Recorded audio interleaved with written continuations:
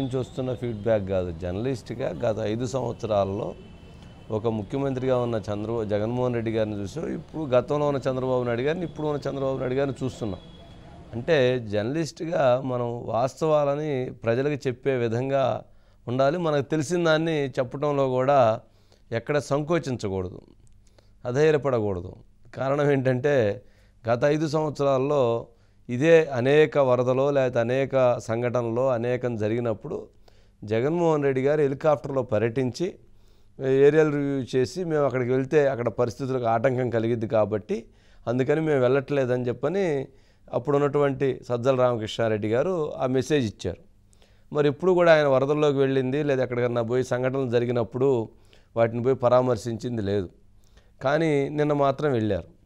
మరి చంద్రబాబు నాయుడు గారు గతంలో హుద్హుద్దప్పుడు అలాగే విశాఖలో ఉండి అలాగే చేశారు.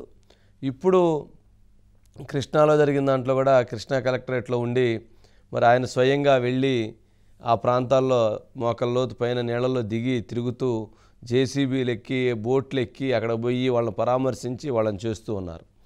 మరి ఇది ఫ్యాక్ట్. ఇది ప్రజలకి తెలియజేయాల్సినటువంటి అంశం కూడా ఉంటుంది. ఒక్కొక్క నాయకుడు ఒక్కొక్క రకంగా ఉంటారు. ఈ నాయకుడు ఇలా ఉన్నాడు, ఆ నాయకుడు అలా ఉన్నారు. ఈ నాయకుడు హెలికాప్టర్లో తిరిగినటువంటి నాయకుడు కావాలా లేక ప్రజలతో ఉండేటువంటి నాయకుడు కావాలా అంటే ప్రజలతో ఉండేటువంటి నాయకుడే కావాలి, ఈ జేసీబీలో తిరిగే నాయకుడే కావాలి, అవసరమైతే కష్టాల్లో భాగస్వామ్యం అయ్యేటువంటి నాయకుడే కావాలని చంద్రబాబు నాయుడు గారికి అందుకనే అంత భారీ ఆధిక్యతని కల్పించారు. అంటే ఇది ఫ్యాక్ట్. ఇక వాస్తవం ఏంటంటే హెలికాప్టర్లో తిరిగే నాయకుడికి 11 చాలని చెప్పని పాపం ఆయన 11 దగ్గర ఆపేశారు. ఇది ఫ్యాక్ట్. ఇంకంతే కదా, ప్రజలు న్యాయ నిర్ణేతలు వాళ్ళు కాబట్టి అది వాళ్ళు ఇచ్చేటువంటి తీర్పు. దాంట్లో ఇన్ని అంశాలు, ఇది కూడా ఒక పార్ట్, ఇట్లాంటి అంశాలు అనేకం ఉంటాయి అనేటువంటి దాన్ని మనం గమనించుకోవాల్సినటువంటి అవసరం ఉంటుంది. ఎట్లా ఉండిద్దంటే ఇప్పుడే కొద్దిసేపటి క్రితం చూశాను నేను, ఉత్తర కొరియా అధ్యక్షుడు కిమ్ ఇటీవల ఉత్తర కొరియాలో వరదలు వచ్చేసి 4,000 మంది చనిపోయారు.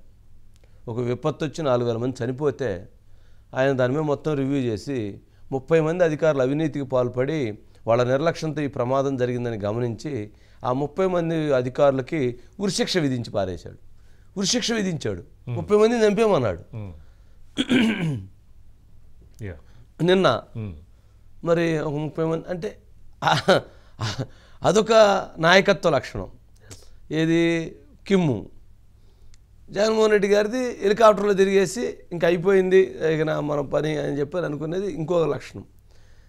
వాళ్ళ దగ్గరికి వెళ్ళి వాళ్ళ కష్టాల్లో భాగస్వామ్యం అయ్యి వాళ్ళతో బాధలు తెలుసుకొని వాళ్ళ సమస్యలు పరిష్కరించి ఒక ఉద్యోగిగా, ఒక మున్సిపల్ ఉద్యోగిగా, ఒక రెవెన్యూ ఉద్యోగిగా, ఒక పోలీసు ఉద్యోగిగా, ఒక ప్రజాప్రతినిధిగా, ఒక జర్నలిస్ట్గా ఓ రిపోర్టింగ్ కూడా చేస్తున్నారు. అక్కడ పోయి ఏంటి మీ సమస్యలు, ఇక్కడ ఏంటి ఇట్లా అంటే ఇలా చేసేటువంటి నాయకత్వం అది చంద్రబాబు.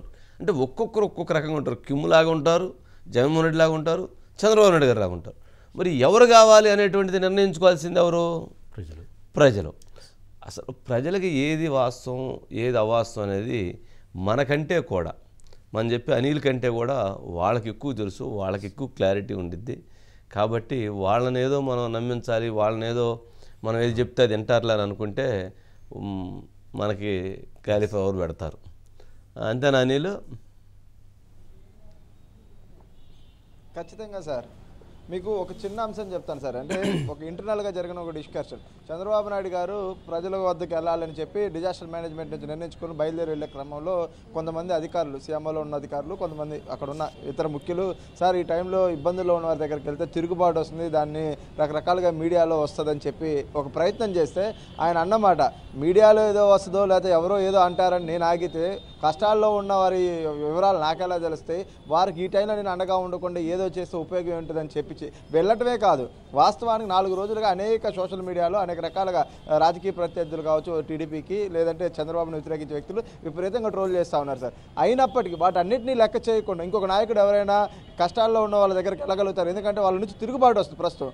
కానీ ఆయన ఒకటే అంటున్నారు, 4 తిట్లు తిట్టినంత మాత్రాన నలుగురు ప్రశ్నిస్తేనే నా స్థాయో ఇంకోటి తగ్గదు, కనీసం వారి నుంచి ఫీడ్బ్యాక్ తీసుకొని నేను ఎక్కడైతే అధికార యంత్రాంగం ఫెయిల్యూర్ అయిందో దాన్ని అధిగమించవచ్చు కదా అన్న ఉద్దేశంతో ఈ రోజు కూడా మళ్ళీ 3.5 గంటల పాటు ఆయన రోడ్ల పైన ఏదైతే జేసీబీతో ఇతర యంత్రాలతో తిరిగి వచ్చిన పరిస్థితి. అంటే ఒక నాయకుడి యొక్క విజన్ ఎలా ఉంటుంది, మరొక నాయకుడి యొక్క ఆలోచన తీరు ఎలా ఉంటుంది అనేది అర్థం చేసుకోవచ్చు సార్. ఎందుకంటే జగన్మోహన్ రెడ్డి గారు అన్న ఒకే ఒక్క మాట చాలు, ఈ మొత్తం ప్రకృతి జరిగిన విపత్తులో ప్రభుత్వ వైఫల్యం ఉంది, అధికార యంత్రాంగం సరిగ్గా స్పందించలేదంటే వరకు తప్పులేదు. కానీ ఇది ఖచ్చితంగా మానవ సృష్టితో జరిగినటువంటి ప్రయత్నంగా ఆయన అభివర్ణించారు చూసారా.